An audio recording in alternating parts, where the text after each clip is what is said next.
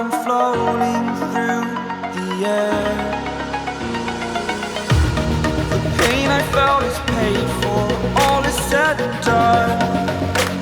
Oh, I am restricted, fixed upon the web. I need to kick the habit that my mind is breathing in. Break out, I've got to see. Spent all my life holding all of it closely.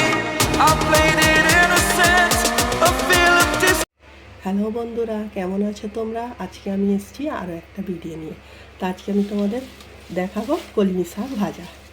তো এই কলমি শাকগুলো আমি কাল রাতে বাজার থেকে নিয়ে এসেছি, ফ্রিজে ছিল, এখন আমি বার করে নিয়েছি। তা আমি এইগুলো তোমাদের বেছে দেখাবো। তোমরা সবাই জানি কলমি শাক ভাজতে জানো, তবুও আমি তোমাদের দেখাচ্ছি কীভাবে কলমি শাক ভাজবে। তো চলো আমি এখন দেখে দিচ্ছি। আমি এখন এই বাঁধাটা খুলে নিচ্ছি।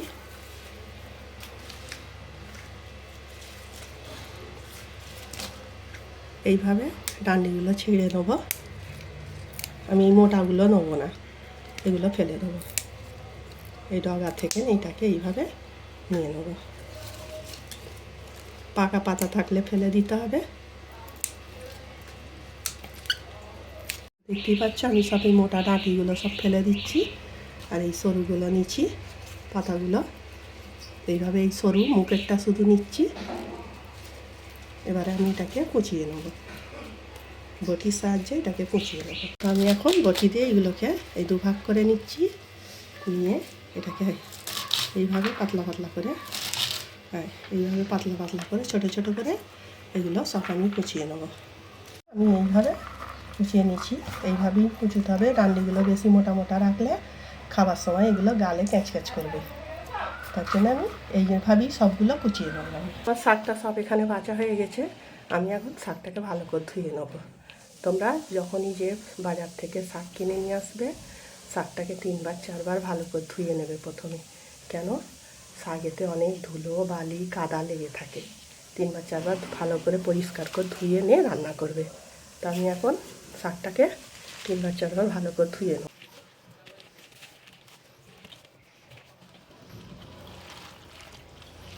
ভালো করে রগড়ে রগড়ে ধুতে হবে, কিন্তু তা নাহলে কাদা থাকলে রয়ে যাবে এর মধ্যে। 3-4 বার ভালো করে ধুয়ে নিচ্ছি। তো চলো আমি এবার শাকটা ভাজবো। এখানে চুলায় কড়া বসিয়ে দিচ্ছি, কড়াই সর্ষের তেল দিয়ে দিচ্ছি। আমি শাকটা সর্ষের তেল দিয়েই ভাজবো। সর্ষের তেল দিয়ে ভাজলে টেস্টটা খুব ভালো হয়। তেল গরম হয়ে গেছে, আমি 2টো শুকনো লঙ্কা ছিঁড়ে এর মধ্যে দিয়ে দিচ্ছি। 4-5 কোয়া রসুন আমি কুচিয়ে নিয়েছি, এর মধ্যে দিয়ে দিচ্ছি। আমি লঙ্কাটা রসুনটা একটু ভেজে নেব। রসুনটা শাক ভাজায় দিলে শাকের টেস্টটা দ্বিগুণ বেড়ে যায়। তোমরা রসুন কুচিয়েও দিতে পারো, থেতো করেও দিতে পারো, আর না দিতে চাইলে নাও দিতে পারো। দিয়ে দিচ্ছি পেঁয়াজ। পেঁয়াজটাকে একটু বাদামি করে ভেজে নেব।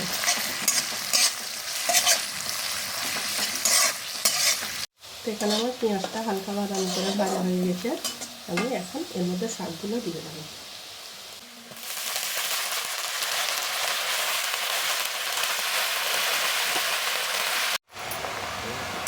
এখন আমি এটাকে একটু ভালো করে উল্টে পাল্টে আমি ঢাকা দিয়ে শাকটাকে সিদ্ধ করবো।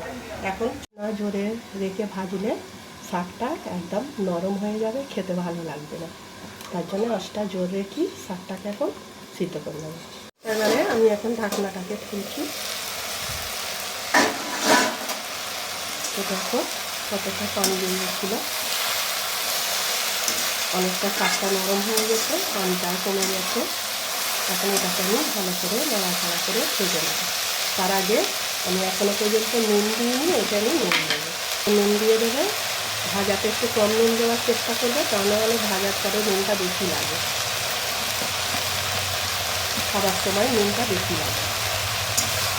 আমার শাকটা ভাজা হয়ে গেছে, দেখো আমি এখন একটা প্লেটে তুলে নিচ্ছি।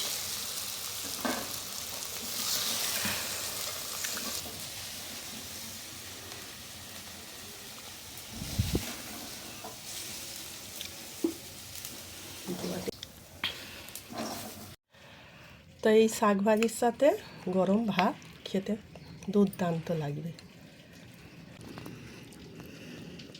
তার সঙ্গে একটু পেঁয়াজ, একটা কাঁচা লঙ্কা আর একটু লেবু।